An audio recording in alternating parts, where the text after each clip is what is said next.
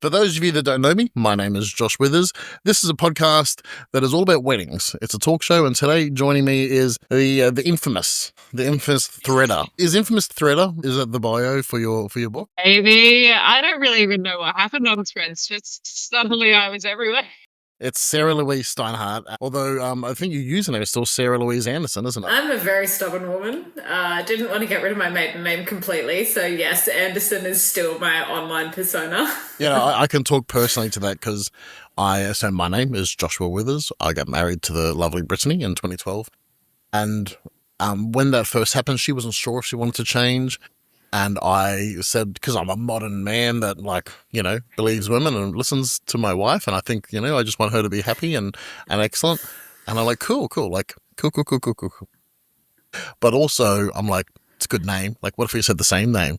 And I really, for me, until she changed her name, and I don't know, it must have been 2017 or so, 2018, I'm like literally 50-50, like 50%. It's totally cool. Her last name does not affect the quality of our marriage, our love, our relationship, our commitment. Like her name, it could be whatever. It just doesn't matter. Also, though, it'd be kind of cool if we had the same name, because that's just the thing apparently society has. And so she did change it when we came to the point of having kids, and it was around the same time that she got on board that I found out, and I don't know if you know this, but this is my favorite little fact about names. You don't have to have a middle name or a last name. You can just be Sarah. I can just be Josh. And I'm like, that's all I want in the world is to be just Josh. I just have this vision of turning up at LAX and this poor bloke looks at my passport like, Josh, that's all of it? Serious, you loser? Yeah, it's really funny. I was 50-50. Well, so my name's Sarah-Louise, so I actually don't have a middle name. And the hyphen... Really? Okay, yep. Yeah, the hyphen causes way more drama than what you would ever expect because passports do not accept hyphens, right? Driver's licenses do. No, they don't. So when I go to provide ID, they're like, your identification doesn't match. I'm like, yeah, I know.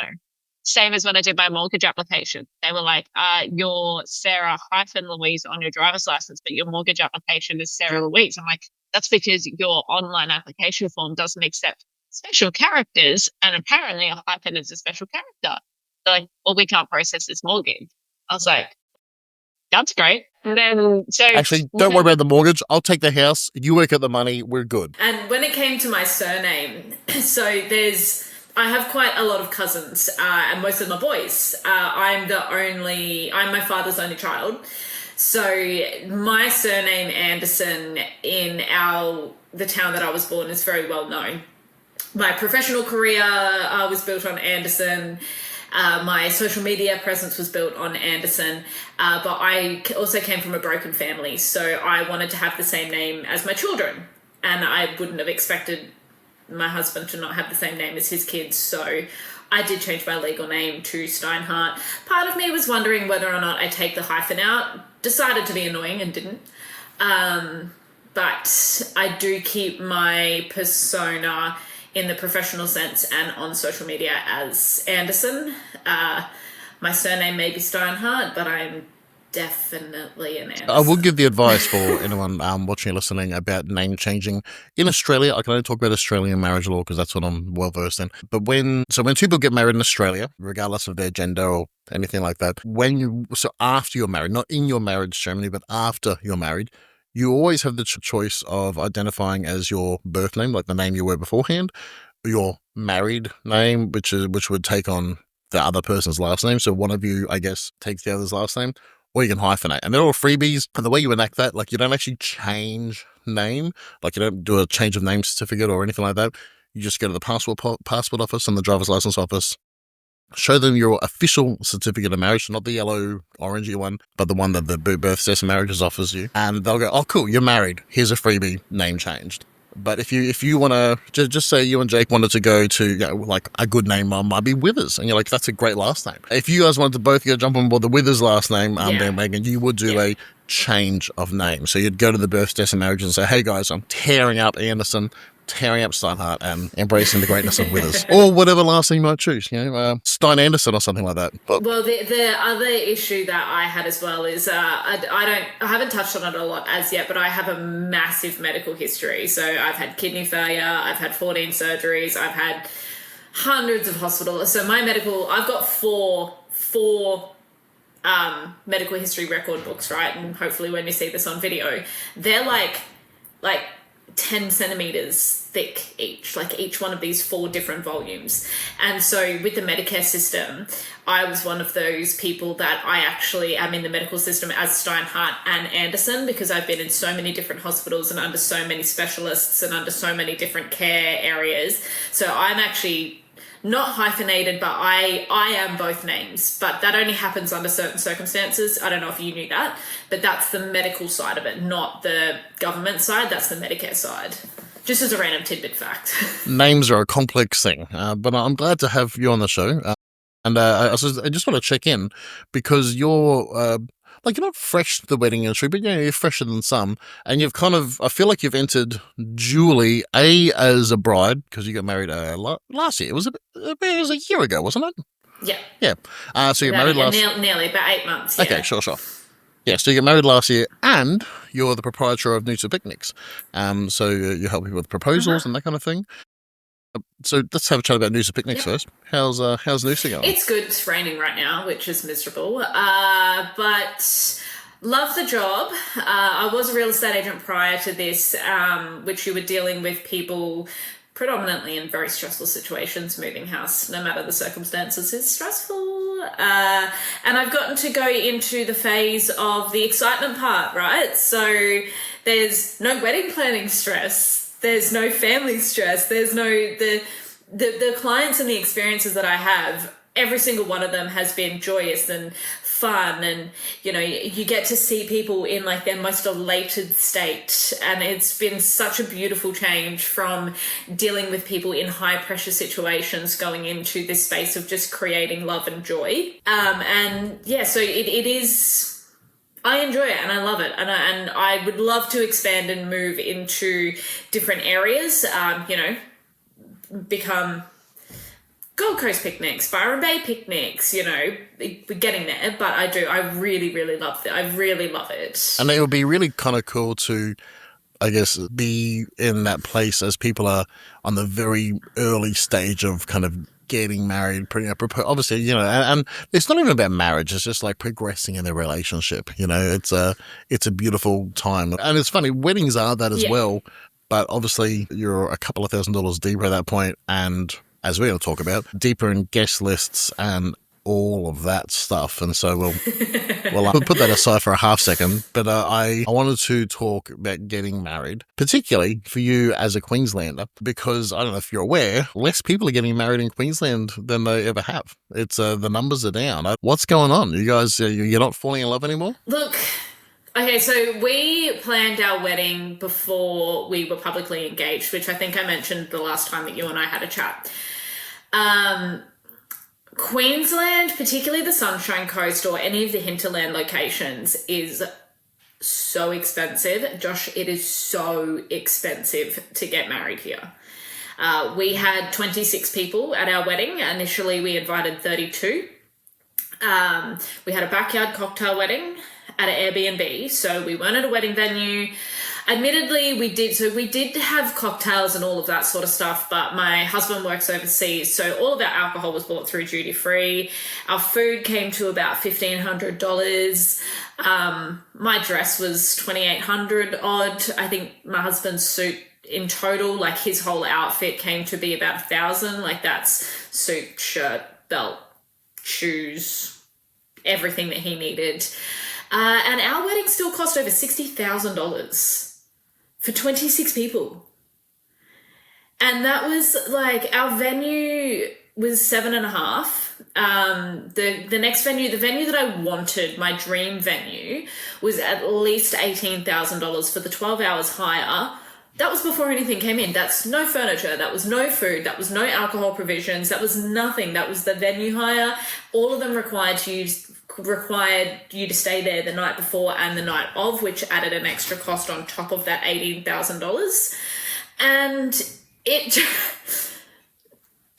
no.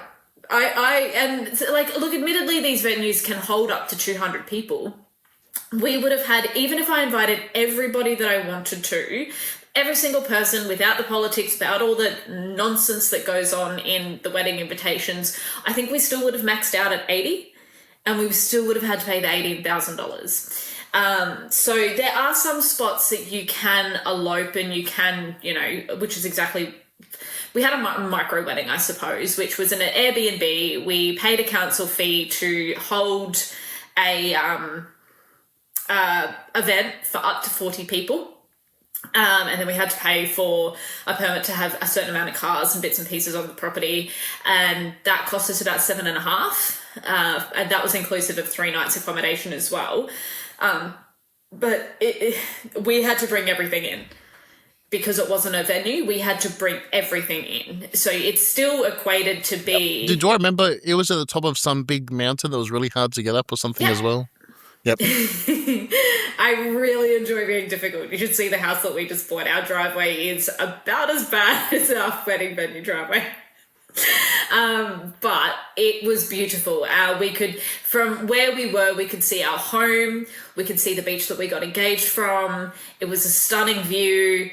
We didn't get interrupted. There was no noise, no traffic noise. A little bit windy on the day, which was fine because I had, Cathedral Vale, which was everywhere. It was super fun. So getting in everybody's faces. Thoroughly enjoyed that. And yeah, so it was just that, and we got the whole house as well. So we got the whole property and the whole house. But yes, we did have to bring everything in, and it still cost us $60,000. And I know people on the Sunshine Coast that have gotten married and it's cost them $100,000, $120,000. They've brought in credit cards, they've brought in loans and all sorts of stuff. So I don't even necessarily think that it's people in Queensland aren't falling in love anymore. I think it's people in Queensland are going, whoa, I don't have $100,000 to spend on a wedding in Queensland, so maybe we should go and get married in New South Wales or elope or something. Look, may I say, as the husband of the proprietor of the Elopement Collective, eloping, great option. Not that I'm commercially biased in any way. Kind of wish we did now. Yeah, but... it's really interesting to think about where that conversation sits in the wider scope of relationships. Because I like putting weddings, putting my business as a marriage celebrant, putting it all aside. I'm an advocate for marriage. That's what led me into becoming a marriage celebrant. That I come, and look, it's not the broken family Olympics, but we don't have to find out who's the best here. But also from a broken family, and so severely broken family. And so I entered adulthood thinking I've seen a lot of failed marriages here. I've seen a lot of pain, a lot of heartbreak, a lot of children negatively affected, all that kind of thing. You know what I reckon the secret to a good life might be? Not getting married. Because if you don't get married, you can't get divorced. I'm a genius. And I literally told that to Britt when we first met. I said, I'm never going to get married because if you don't get married, you can't get divorced. I've figured out the system. Everyone should wait for my new book that's going to... I found the loophole. You got it. But then... as you kind of, as I matured, I don't want to project onto anyone else, but as I matured, I realized, I actually want to be in a marriage. Just so happens I want to be in a different kind of marriage to most of the people that I was related to. And so I wanted to be in a healthy, encouraging, loving marriage that supported me and I could support the person I was married to. And I just became to a point where I really do believe that marriage is the easiest and most beautiful way to change the world for the better. And look, I'll say that and someone's going to disagree with me. You're welcome to. It's fine. Welcome to the internet. But I just think that good marriages form good communities make great towns make great nations change the world, And it's not even about nations, it's more so about communities. But also great families in those great communities have great kids because those kids grow up loved and cared for and that if you wanted to really change the world for the better, releasing awesome kids into the world is just it's one of the easiest ways. There's other ways. You can go and protest, you can go and donate to things, you can, whatever, you can create, you can do art. And I want to do all those things. Also, I look at my kids, I'm so proud to see them released into the world and be awesome. And no, marriage isn't the only way to do that. It's a construct we got set up and I like mine. And so I'm a fan of marriage. And so when I see less people getting married, part of me wonders, is that kind of like a bit of a breaking down of that system? Like, are less people falling in love? I don't know. Those numbers aren't recorded. So I never thought I would get married. It's not that I didn't want to get married. It's that I never thought that I would get married. I was never exposed to marriage. I was never exposed to healthy family dynamics. I had many issues as a child where it was my mother versus my father. Who's responsible for that? How long's a piece of string? But for me, I didn't have this. I was raised by my mother, and I didn't have the same name as my mother. As an adult now, I'm proud to have my father's name. I love my mother's family. I have issues with my mother. But I'm proud to be an Anderson. I'm proud to have been an Anderson. In saying that, and it's something that you and I will get to this point on the wedding day itself. My father and I did have a few tit for tat things leading into my wedding, but ultimately he decided to respect my wishes and just sort of let it go. And our relationship is much stronger and healthier because of that. But I didn't want to be a part of something where I felt excluded, because I have felt excluded from both sides of my family and my extended family for my entire life. I wasn't a Scott. I didn't really feel like an Anderson. I just kind of felt like this plodge. And I said to my husband, early on, he was a little bit skeptical because he'd been through a previous relationship before where he didn't have a marriage breakdown, but he did have like a very, very serious relationship breakdown. And he's like, I don't know if I want to go through that again. And I said, well, look, I don't want to have kids that have a different name to me, not because I care about the name and not because I care about what's on a certificate, but because I spent my whole life feeling out of place and feeling like I didn't belong to either family. So that was my things, and me changing my private name, not so much my public name, it's not about tradition or whatever it is. It was that if and when we do get around to having kids, I want us to be the Steinhardt family, not the Steinhardt Anderson family. And they will still be a part of the Anderson family, and they will still be a part of the Scott family, but our household, within this space, within our four walls, this is the Steinhardt family here. And that was really important to me, and ultimately why I never thought that I would get married.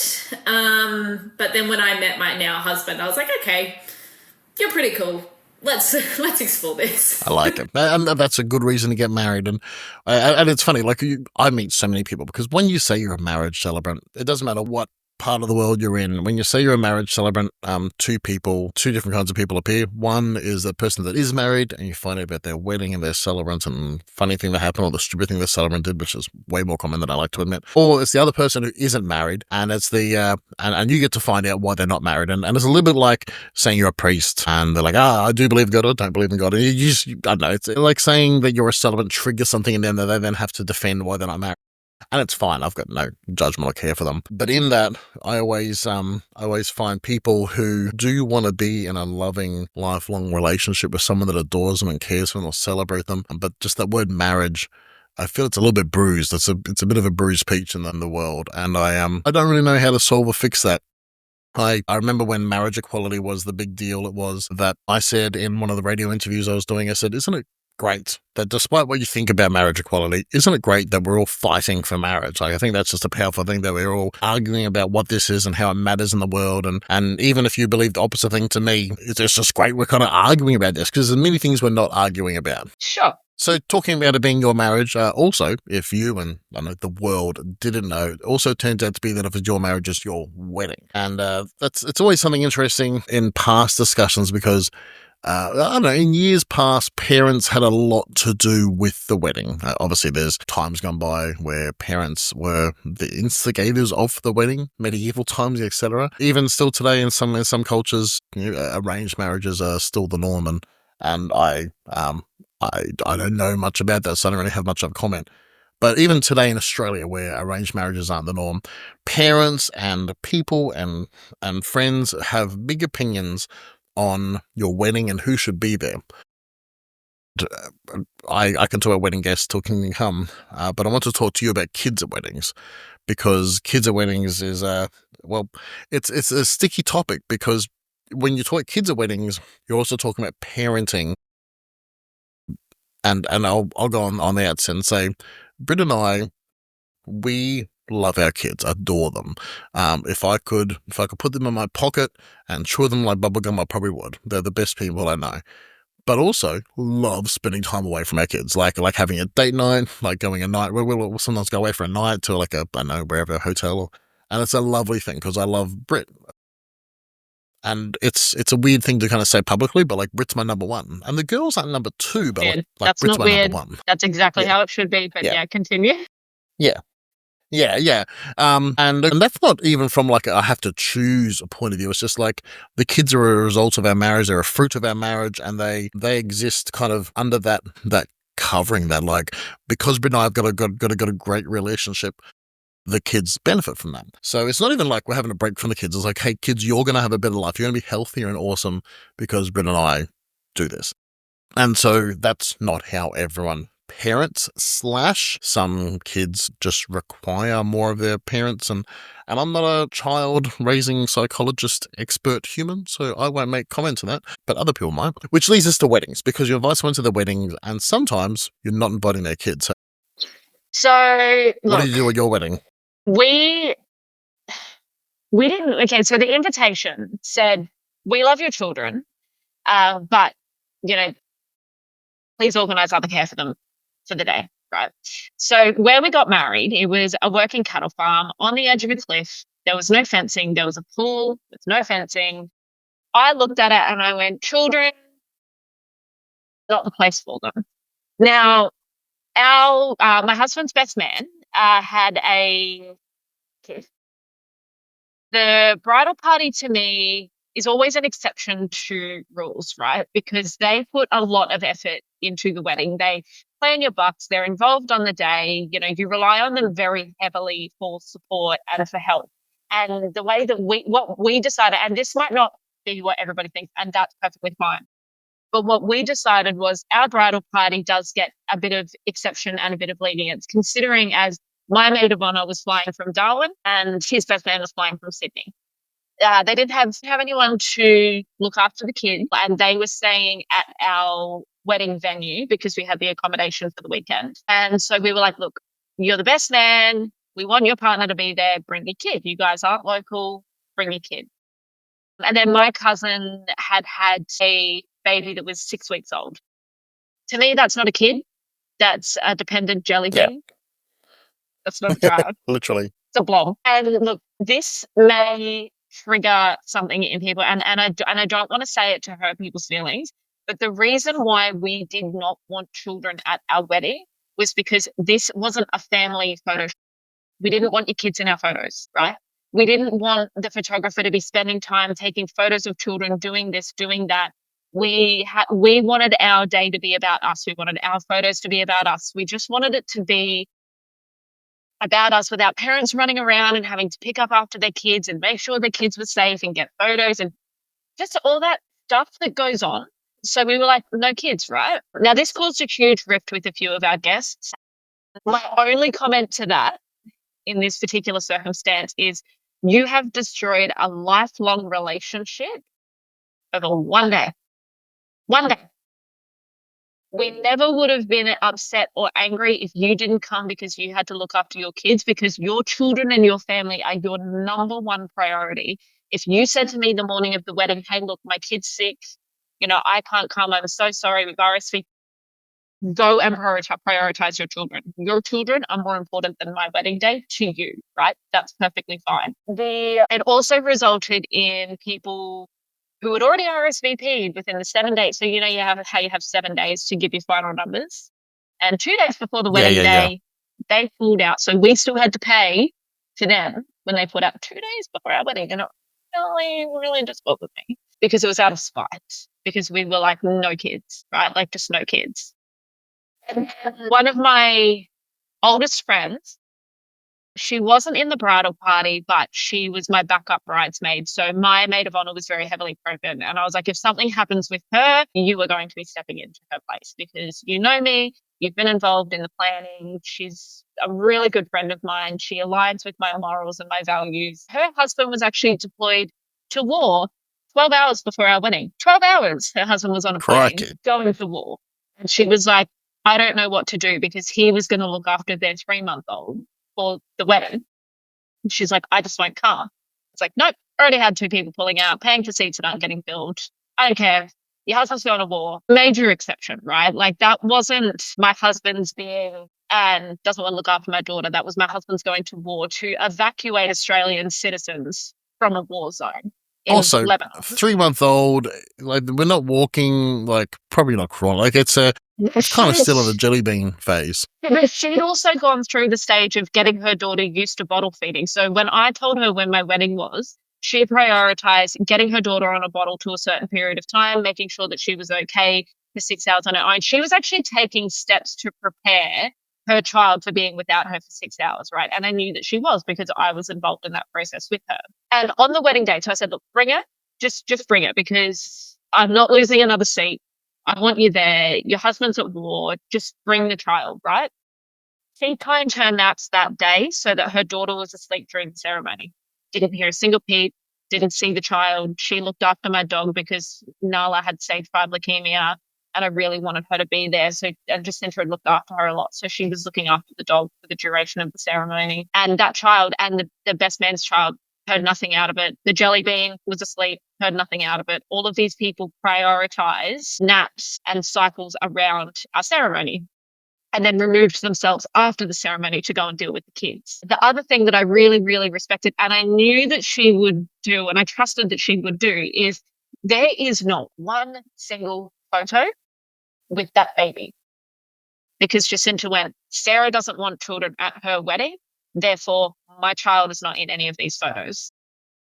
I think there's one group photo where it's a candid shot that the photographer took of everybody, and she's in that photo.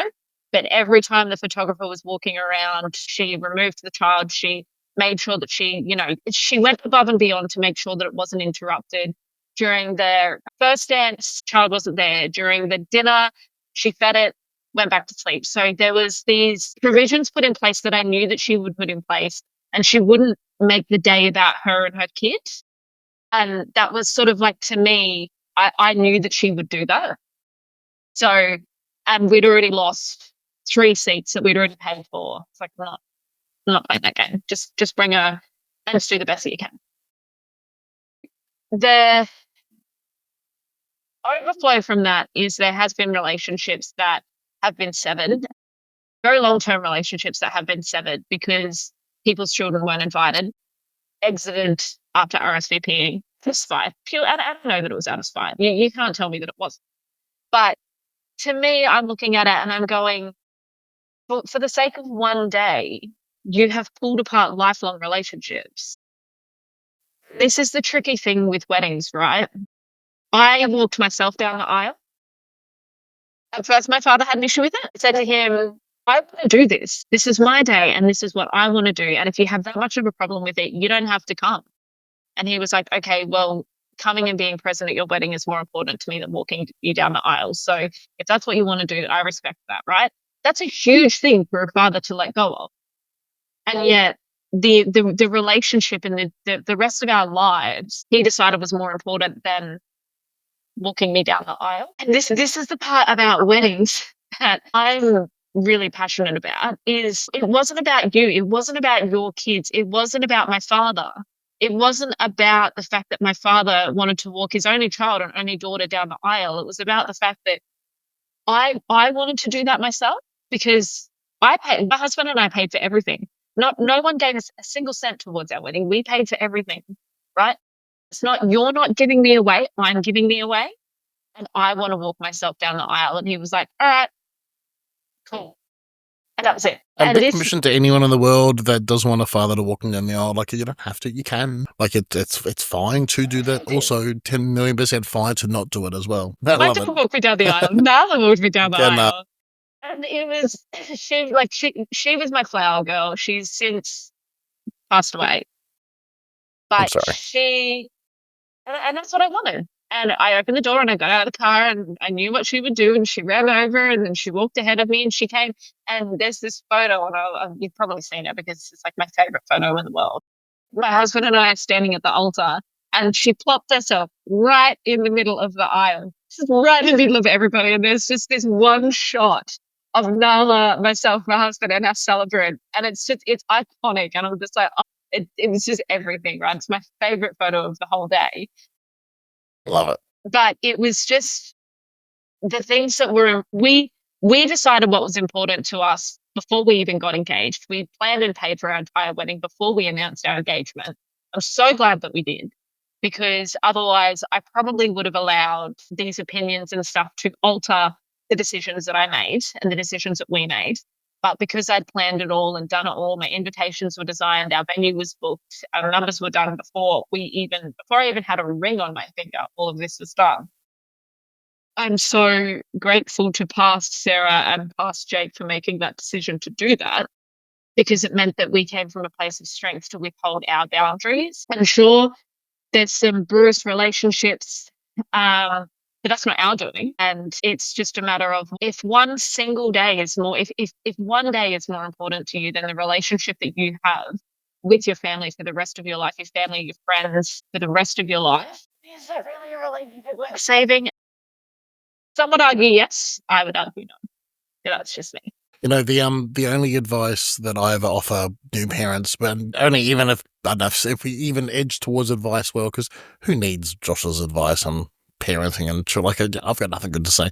But what I will say, and this is more so like helpful advice, which I think leads into this, is at the earliest convenience, just respecting all children, parenting, illness, sickness, respecting all the environmental situations.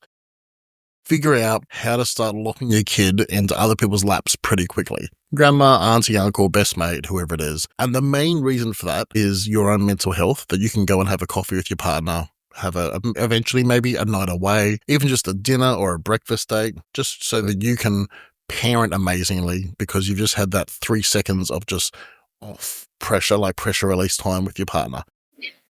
But also, if illness occurs, like one of my best mates has recently given birth, and there's just been a couple of little hospital things, and like luckily they've got good family and good parents, and so like it's not a big deal for the kids to kind of go to grandma's for a minute or a night.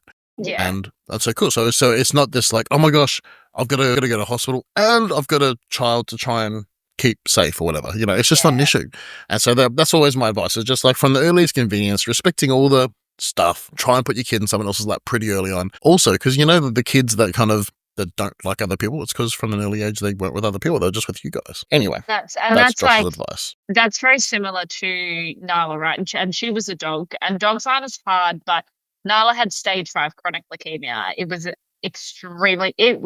difficult, and it was never about being afraid of her being with somebody else. It was about the guilt of putting that on another human being. There was only 2 people in the world that I knew could handle it. Could be like, okay, I can go away, I can have a night, because you get caregivers fatigue, whether it's children, whether it's, you know, your mother or your father or grandparents or a friend or whatever it is. Eventually you get caregivers fatigue and you need a break. And I had, you know, I was at the point of where do I put this animal that is so complicated without guilt? And Jacinta was one of those people. So I've in essence learned that lesson, that having someone that you can trust and you can go and sit somewhere guilt-free and know that the world's not going to end, that child or that animal's not going to die, or if something goes wrong, they're going to react urgently, quickly. You know, I do agree with that, and that's something that, you know, it takes a village. When we have kids, it takes a village, and we will find our village, and we will go, okay, you know. And if my friends contacted me, they know that I will take their kids and I will watch that child as if it's my own, and I will respect what their boundaries are, or respect what they want to do, nap cycle, whatever it is, so that they can actually go and have a break. Because it takes a village, and you need to have a healthy village. So talking about the village, and you mentioned this before, I thought this would be a nice topic to wrap up the show on. From the New York Post on the 16th of June, 2025. Here's the headline. Actually, before the headline, the category, because, you know, they have news categories, sports and business. Well, this is my favorite category. Weird but true. The headline is, Bride Sparks Dinner Debate After Charging No-Show Wedding Guests for Their Missed Meals. And people on Reddit called it so tacky. And also just like the opening line from I do to I do. That was good. Something to Nice say work, about Asia that. Grace. Yeah. So have you sent out the invoices? The invoice is you don't have a relationship with me anymore.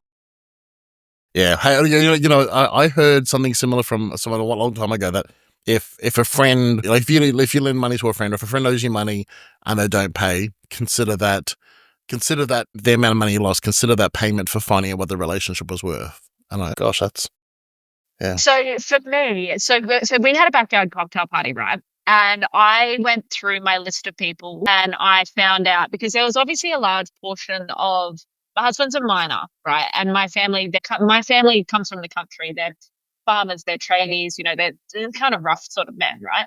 So I knew that not everybody's going to want to drink cocktails. I knew that there would be people that want beer. I knew that there would be There was a people carton that of want VB somewhere. right. And the thing that really, really bothered me the most is so one of my friends was vegan, so I perfectly accounted to that. One of them was on a keto diet, accounted for that. One of them was on zero alcohol, accounted for that. One of them, the only thing that they would drink is red wine, accounted for that, right? One of them, the only thing that they would drink is ginger beer. That person is one of the people that didn't come. And I went out and I was like, what is it that you drink? Because I know you're not going to want to drink this. I know that you're not a huge fan of beer. I know that you don't like all this stuff. I went out, I went and bought their favorite beverage and provided their favorite beverage on our drinks menu specifically for them not to come 2 days, 2 days beforehand. And that's the bit that really hurts me because it was made out like I wasn't prepared to account for other people. And it was made out that I wasn't prepared that I didn't care. And I was like, at my wedding, I have gone so far out of my way to make sure that the people who, you know, are ill and don't drink because they're ill had options. I had alcohol free champagne. I had alcohol free beer. I had soft drinks. I had juice. I had the people who had, specific diets, gluten free. I had a friend who didn't eat red meat and a large, we had like, I don't know if you've ever heard of them, Journey Street Food. And they do like a lot of Mediterranean, which is obviously a lot of like land based and all that sort of stuff. So I made sure that there was choices for everybody there, which again was the benefits of having a smaller wedding because it gave me space to cater to people so that the people had an enjoyable day. There was food that they liked. They didn't have to sit there and not eat or go hungry because they didn't like it. I had my favorite cocktail. I had my husband's favorite cocktail.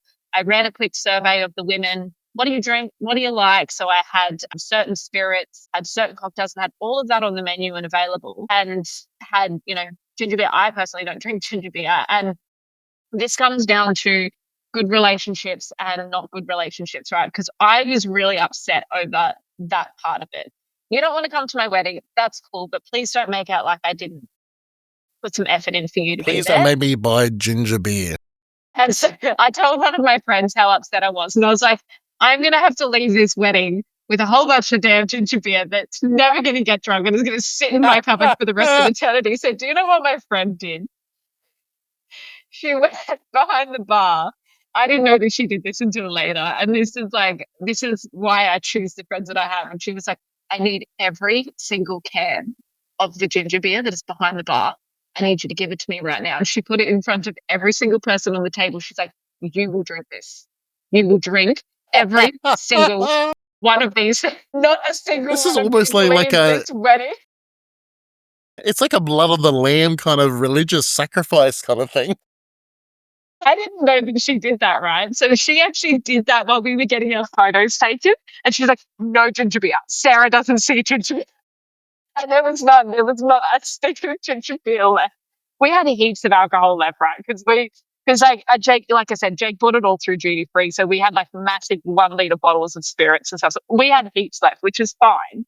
But she was like, no, and she dead set. She doesn't even like ginger beer, and she was drinking it because she's like, no ginger beer leaves this place. And it's like this is so like my advice to people who are planning wedding and anybody who listens to this or whatever it is, just make sure that the people that you've got get rid of all the ginger beer. Those are the people that is your village. That is your village. And those are the people that you hold on to because they went, this is their day. They're hurt. They're hurt because of this stuff. They feel like they wasted money on something that isn't going to get drunk and they're not going to drink. So I'm going to make sure that everybody drinks it. My father only drinks 4X bitters and she went she's like, you will drink this. You will drink this ginger beer. You will drink this ginger beer. And then you can have a 4X bitter. He was like, I don't know who you are, but okay. That's my biggest takeaway is account for people that you love. Take how people treat you on your wedding day and assume that that's how they're going to treat you for the rest of your marriage and hold on to your village and hold on to the people who were there for you and supported you and helped you. And because what they do for you leading up to your wedding and how they treat you leading up to your wedding is how they're going to treat you for the rest of your life. True that. So, talking about the village, to wrap up the podcast, give yourself a shout out, Noosa Picnics. And also, before you do that, because I know we've done it, so you and I have done another podcast for the Celebrant Institute, which kind of was aimed as marriage celebrants and wedding vendors. Yeah. This is general public, so there's many people here that probably haven't heard that and probably won't ever hear that. So just in the shortest fashion you feel appropriate, give a shout out to the people from your wedding that you loved that you think everyone should know about, and then give yourself a shout out for Noosa Picnics and your online handle so I can give you a follow if they don't already. And yeah, sure. Wedding celebrant wasn't Josh Withers. Sorry. you can say a shout out to Jay. He's all right. No, Jay was brilliant, and he did make a comment to us. He's like, I meet a lot of couples, and I know when they're going to last and when they're not. And he's like, I think you two will last because from what I've seen, you're pretty strong. He was great. Luke Middlemiss photography, brilliant. Loved him. Loved his energy. Loved what he captured. He was just fun. He created intimacy. He made my husband feel comfortable, who does not like photos at all.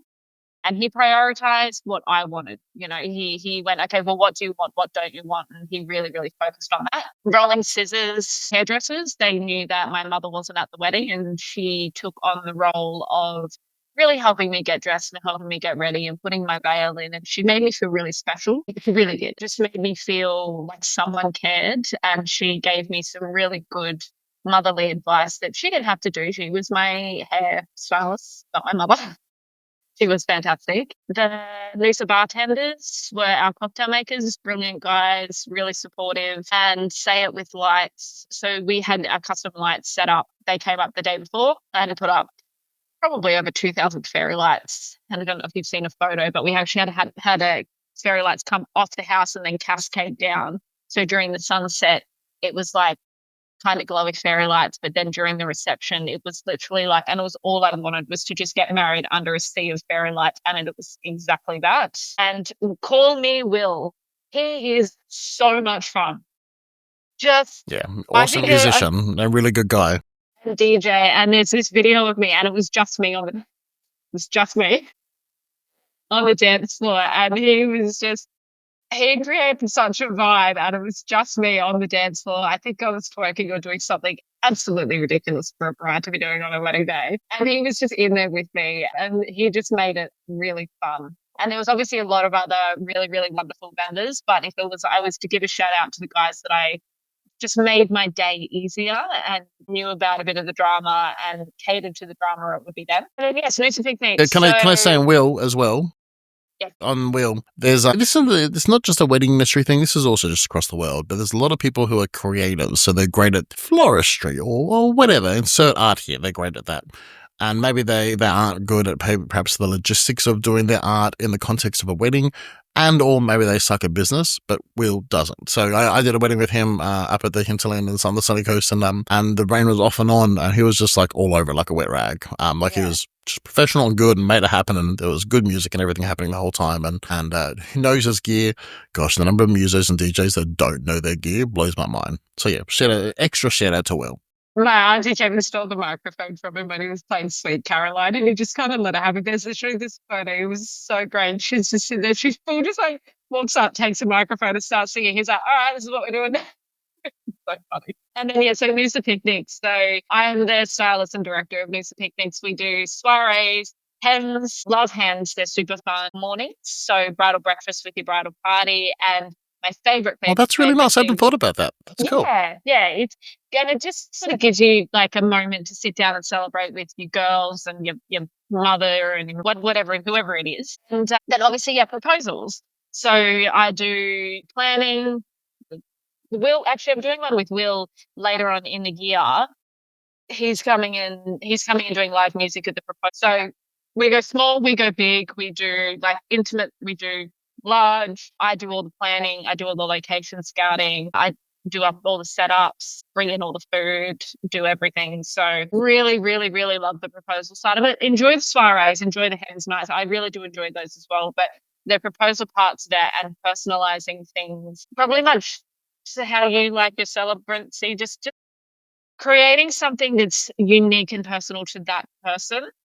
I love it. So that's what we do. Good. And it's me and my husband that own the excited to hear you're business. going to expand as well. Hopefully. Yeah, Gympie picnics, something in Bundaberg, Maryborough picnics. Yeah.